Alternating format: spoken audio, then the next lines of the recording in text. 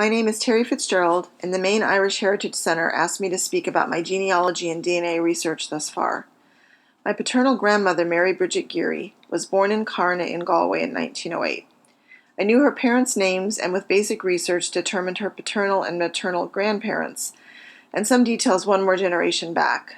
But without DNA testing, it was unlikely that I might get too much further in my research. Using autosomal DNA testing across different sites offered a wealth of new information. I've tested myself and various family members at them all. The group project created and managed by the Maine Irish Heritage Center offered me the greatest insight into my Galway heritage, however. What a unique opportunity to meet extended cousins, all descendants from this remote and beautiful part of Ireland. So what do my successes with DNA testing look like? The first confirmation is a third cousin once removed. For this match, I worked with local Carna contacts to learn the match's parents' and grandparents' names. Using the information provided, I built a tree and worked my way back to his great-grandparents Thomas, Barrett, and Mary Ridge of Minish Island. Based on the marriage record and Mary's birth record, I determined that her parents were Thomas Ridge and Mary Folan. My own second great-grandmother was Sarah Ridge of Minish Island, daughter of Thomas Ridge, and mother previously unknown, but suspected to be Mary Folan. There were no baptism or birth registration records for Sarah. When I added the match to my main tree and connected Mary and Sarah as sisters, he showed up in the predicted range that FTDNA provided and confirmed the long-held suspicion that Sarah was the child of Thomas Ridge and Mary Folan.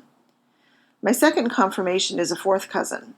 Using similar research processes, I worked again with local Carna contacts and determined that his great-grandparents were Joseph Madden and Mary Geary of Minish Island.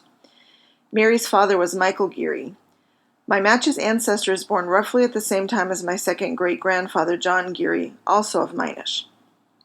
Without further proof, it is assumed that Michael and John were likely brothers, and the genetic distance matches what FTDNA predicts. My hope is that with additional testing, it will help tighten up this line. I suspect we might have more than one ancestor match because the amount of DNA shared with this match is larger than one would have expected as a fourth cousin. My favorite confirmation, though, is a third cousin once removed. By far my greatest find was through ancestry DNA testing, but I've now had that cousin transfer her test results to the FTDNA Maine Gaeltech project to see who else she matches in the Galway data pool. She showed as a good match to my dad and my other paternal cousins, so we knew we were cousins. It was her stories, however, that sent chills down my spine. She said, I believe that my great-grandmother, Catherine Lydon Adams, was McDara's sister. The oral history passed down to me was that she was born in or near the town of Letterfrack, in the northwest part of Galway. Her father and all her brothers were blacksmiths.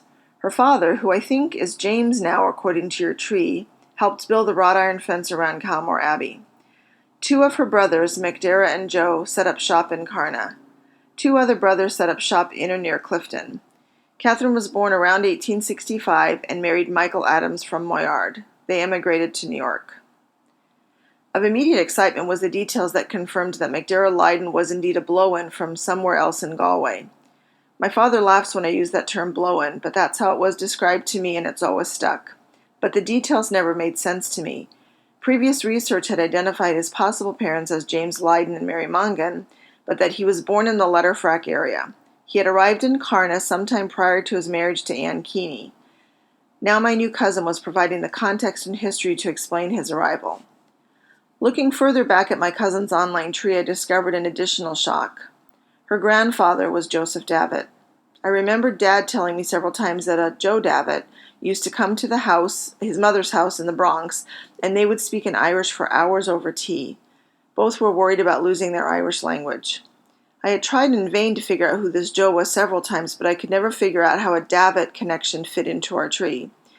History now tells us that Joseph Davitt was married to Kathleen Adams, daughter of Catherine Lydon, and therefore cousin to my grandmother.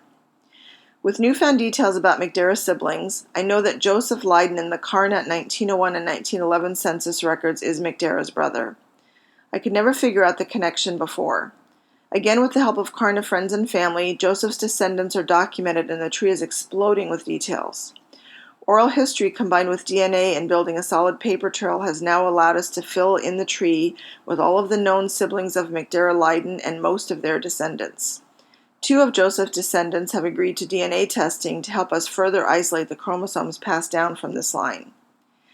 With autosomal testing, I found at least one match that helped build out the siblings of 3 of the 4 grandparents of my paternal grandmother. What a gift. I firmly believe this would not have been possible this quickly without the main Gaeltex project and the focus on Karna DNA. As more people test, I'm hoping to make even more breakthroughs.